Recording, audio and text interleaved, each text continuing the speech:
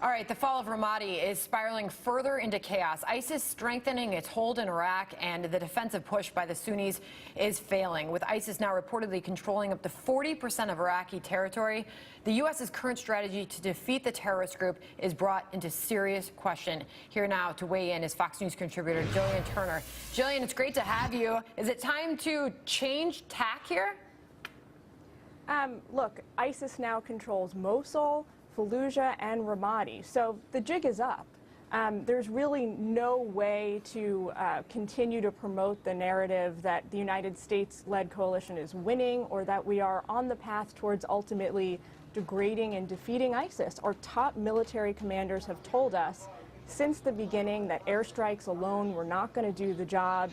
And I think now we're living with those consequences. As former Secretary Gates pointed out over the weekend, these three cities are going to be very difficult, if not impossible, to retake in the near term. And that being said, reportedly the United States still has no plans to send in special forces to help those Iraqi forces retake Ramadi. That's correct.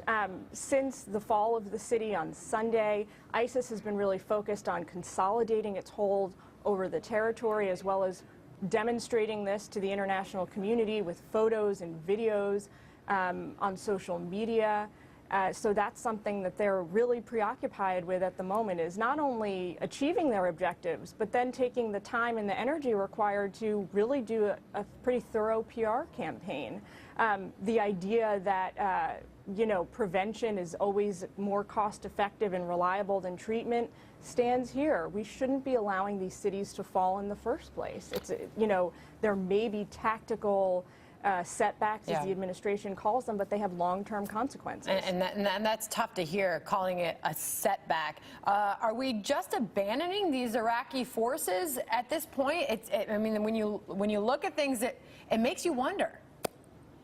Yeah, and something that is not talked about a lot here in the headlines is the role being played by the Kurds, the Kurdish Peshmerga forces, who are essentially fighting our ground war right now in Iraq and Syria. President Barzani was in town a couple of weeks ago, met with President Obama at the White House, made a very direct plea for more and better weapons and equipment. So far, we insist on providing this to them via Baghdad, which is creating all kinds of delays and obfuscations.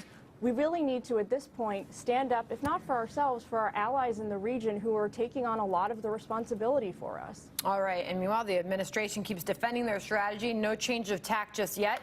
We'll keep watching it. Gillian Turner, thank you. Thanks.